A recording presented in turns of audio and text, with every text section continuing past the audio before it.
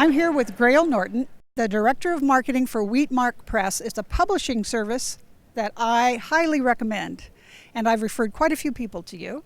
I'm going to ask him some wonderful questions about marketing, which authors, of course, very first-time authors especially need to know. So, what do you think the first step is in conceptualizing your marketing plan? Well, Carmen, first of all, thank you very much for having me. I appreciate it. I would say that the first thing is to know who your audience is. And whatever work you have to do to understand who your target reader is, or as we might call it, your avatar reader, I would draw a picture of this person. I would name them, talk about, think to yourself where they work, what they do for pleasure. Hopefully reading is one of those things. But really draw a firm portrait of who that target customer is. And once you have that person in mind, then you'll be able to better construct a plan for reaching them. So do they go to Facebook? Do they watch TV? Do they listen to the radio? Do they go to book festivals? That's where you want to figure out how to deploy your resources, and all of us have somewhat limited resources as authors, so that you can really get in touch with them and then introduce them to your book.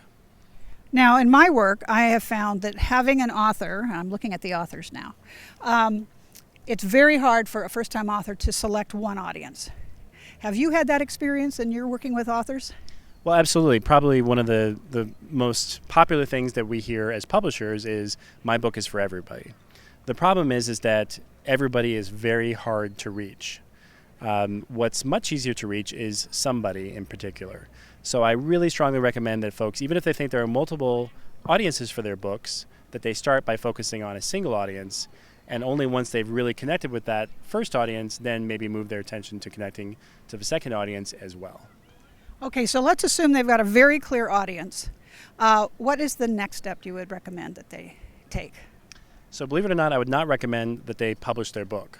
What I recommend they do instead is to start communicating with that audience regularly, whether that be through a blog or social media or through a podcast or through any of the innumerable, mostly free ways that you can connect with an audience today. And what we call that is building a list of people who want to hear from you, who you have a relationship with. Then, after you've done that, whether it's for 6 months or 6 years, when you publish your book, you have an audience who's hungry and waiting for what you've been working on and excited to buy your book. Now, what about the author that says, wait, what if I give away everything I have to say in my book? How do I talk about my book without giving away all the good stuff? Well, that's a really great question. I would say that what people should be doing on their blogs and on their social media is not just talking about their book. They really should be talking about themselves. If you've written a book that's interesting to people, and let's say, for example, that it's nonfiction, then people want to know, why are you an expert? What is your take on the world? What is your take on things that are maybe happening in the world that you can comment on because of the expertise you've developed over the years that have led you to write this book? If you write fiction, then who is this fascinating person who wrote this interesting story? Is it based on real life? How are you influenced? What are the things that you're interested in? And write about those things instead. So you don't have to write about your book at all, in fact, if you don't want to.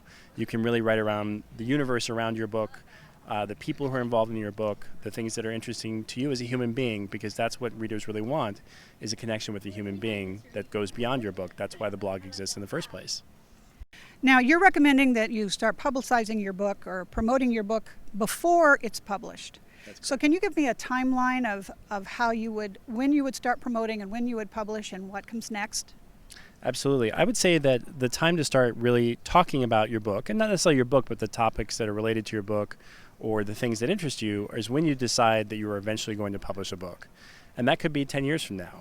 But as soon as you start to think, I really want to publish a book, I really want to be a published author with a following who sells copies, that's when you should start blogging. That's when you should start spending time on social media, talking about the things that are interesting to you, and more important, that are interesting to your target audience. And then when you think that it's time to start working on the book, you can start to even solicit feedback from your followers. What do they want to learn about in the book if it's nonfiction? What kind of stories do they like to read if they read fiction? So you can actually, in a way, crowdsource a little bit of your material. And in fact, I've seen authors do entire books only with crowdsourced material. And guess what? If you invite 100 people to contribute to your book, then there's at least 100 people who are likely to be customers of the book once it's published, because after all, they contributed something to it. So it's a wonderful way to build a book project. And so it's just a clever way to do that, and it's something that can be done 6 months before the book is published or 6 years. I've seen it work both ways. Well, I think they could sell actually 200 copies, one for themselves and one for their moms. My mom always bought one of my books. Well, thank you very much for taking time from the festival and talking with me. Well, it's my pleasure, Carmen. Thank you so much for having me.